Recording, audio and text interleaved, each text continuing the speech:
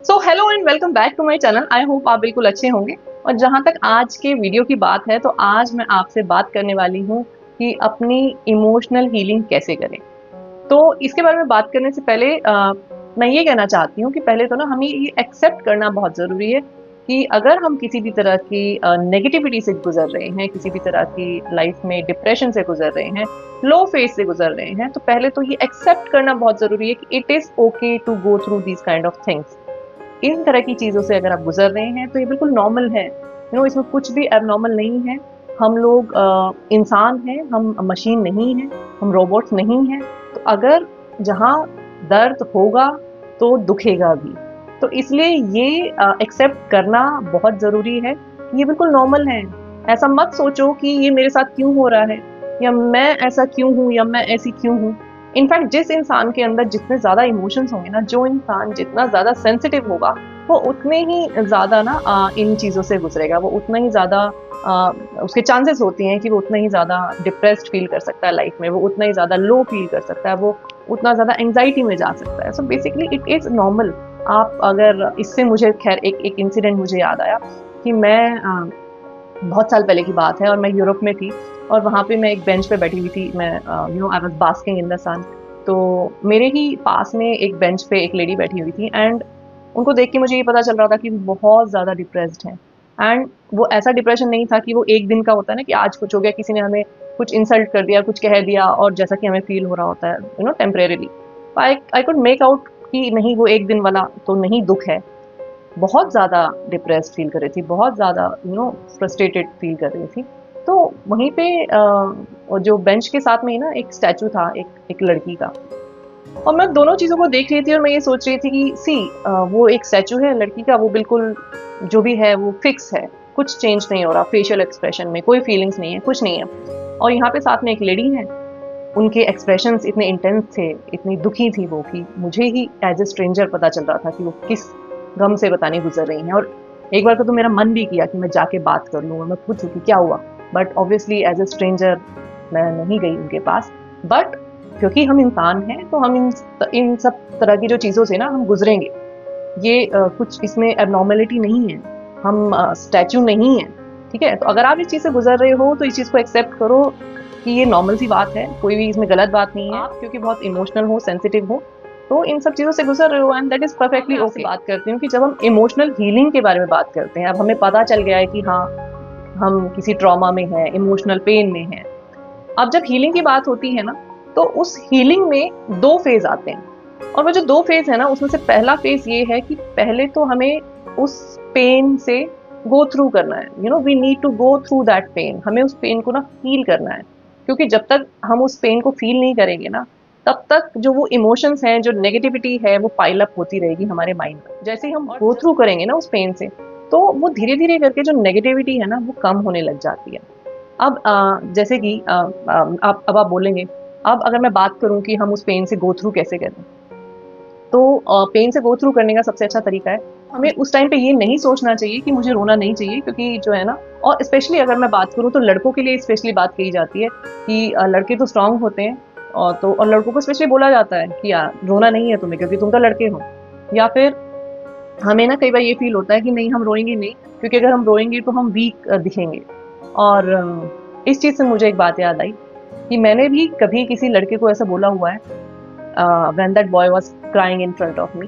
तो मैंने भी उसको ऐसा बोला हुआ है कि लड़के थोड़ी ना रोते हैं, तुम तो बहुत वीक इंसान हो। तो obviously that was a mistake on my part, but yes, लड़का या लड़की इन चीज़ों का किसी भी जो हम इमोशनल पेन या इमोशनल ट्रॉमा से गुजर रहे हैं, इन ट्रॉमा से कोई भी रिलेशन नहीं है जेंडर का। सबसे पहली बात तो ये है। तो अगर आप लड़के हैं, आप इमोशनल पेन फील करते हैं, तो उस पेन से गुजरना बहुत ज़रूरी है। उस पेन से गुजरने का सबसे अच्छा तरीका है, हम जब मन करे हम रो सकते हैं। इससे हम वीक नहीं हो जाएंगे। ये सिर्फ एक हमारे इमोशनल पेन की एक फिजिकल मैनिफेस्टेशन है, कि मतलब जो हमारे यहाँ पे है ना, उसको हम बाहर निकाल रहे हैं आंसुओं के थ्रू। राइट। सो बिल्कुल भी इस चीज़ से हमें पीछे नहीं हटना है। इस चीज़ में हमें शर्म फील नहीं करनी है कि अगर हम रोएंगे तो हम वीक कहलाएंगे। ऐसा बिल्कुल भी नहीं है। उस पेन से गुजरने का सबसे अच्छा तरीका है कि हम आंसू बहा दें। या फिर अगर आप आंसू नहीं कई लोगों के साथ क्या होता है कि उनको इतनी जल्दी आंसू आते ही नहीं है। तो अगर आपके साथ ऐसा केस है तो आप क्या कर सकते हो कि अगर कोई ऐसा इंसान है आपकी लाइफ में जो आपके बहुत क्लोज है, जो आपको अच्छे से समझता है, तो आप उस इंसान के साथ अपना वो दर्द बांटिए, उसके साथ शेयर कीजिए कि आप क्या किस चीज़ से गुजर रहे हैं, आपके साथ क्या हुआ था, उसमें शेयर करने में ना हिचकिचाना नहीं है। शेयर करेंगे ना अपना दर्द, तो भी जो आप उस पेन से गुजरेंगे, आप उस पेन को फील करेंगे, तो इस तरीके से भी आप उस चीज़ को ना रिलीज कर सकते हैं। और जैसे जैसे हम उस पेन के साथ गुजरते हैं, गो थ्रू करते हैं, तो जो नेगेटिविटी हमारे माइंड में पाइल अप हो रखी होती है ना, वो धीरे धीरे धीरे धीरे करके निकलती है। तो ये जो पहली प्रोसेस है, इससे गुजरना बहुत ही ज़रूरी है अगर आप चाहते हो कि आप अपनी इमोशनल हीलिंग कर सको। और होता क्या है ना कि अगर आप बहुत लंबे टाइम तक अपने आप को नेगेटिविटी में रखोगे ना, तो एक पॉइंट के बाद ना माइंड भी फ्रस्ट्रेट हो जाता है, माइंड भी इतनी नेगेटिविटी झेल नहीं पाता है और कहीं ना कहीं माइंड अपना ना बैलेंस खो देता है। तो इसलिए आप एक स्टिपुलेटेड टाइम रखिए कि हाँ, आप जिस हिसाब से आप जिन भी चीज़ों के साथ आप डील कर रहे हैं, कुछ बड़ी चीज़ें हो सकती हैं तो आप अपने आप को ज़्यादा टाइम दीजिए उन चीज़ों से निकलने का। अगर कोई छोटी चीज़ें हैं तो आप कम टाइम दीजिए, लेकिन आप उस नेगेटिविटी से निकलना है आपको, ये आपको ज़रूर अपने जहन में रखना है। तो जब आप जैसे कि मैं पहले कह रही थी कि अगर आप उस नेगेटिविटी के साथ बहुत टाइम तक रहेंगे ना, तो you will not get anything out of it.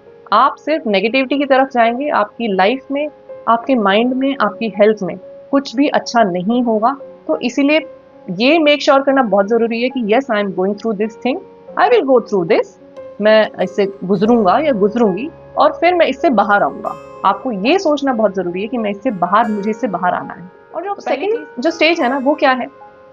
वो ये है कि जब आप उस नेगेटिविटी के साथ रह चुके होंगे, जितना रहेंगे उतना नेगेटिविटी कम होगी, तो अब जो जगह बचेगी ना माइंड में, वो पॉजिटिविटी के लिए जगह बन जाएगी।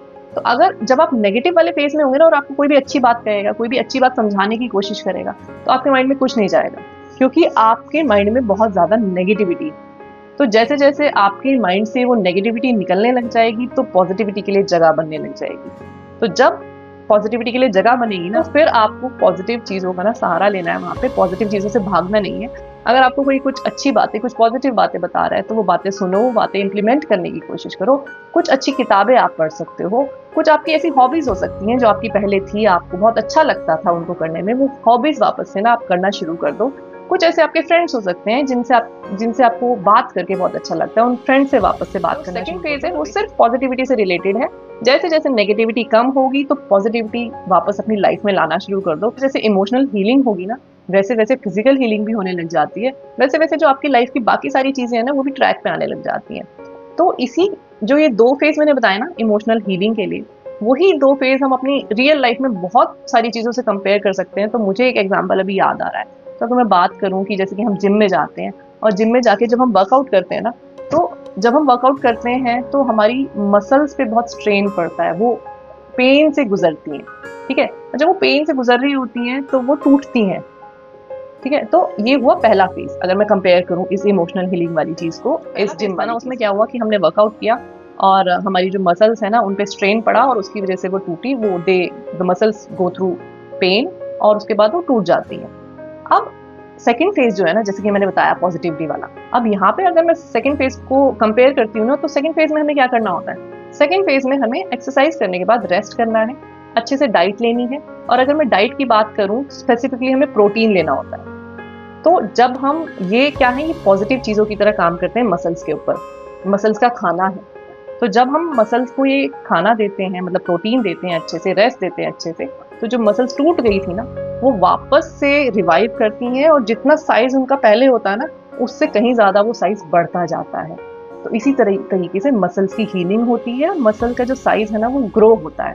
पहले पेन से गुजरना है और फिर पेन के बाद पॉजिटिविटी देनी है। हर चीज़ में लाइफ में आप इस एग्जाम्पल को जो है कंपेयर, इसी तरीके से जो हमारा इमोशनल हेल्थ है, या फिर जो अगर हम इमोशनली हर्ट हैं या इमोशनली पेन में हैं, तो हमें इसी प्रोसेस से अगर हम गुजरेंगे ना, तो आप देखेंगे कि बहुत जल्दी आप उन ट्रॉमा से या इमोशनल पेन से बाहर आ जाएंगे।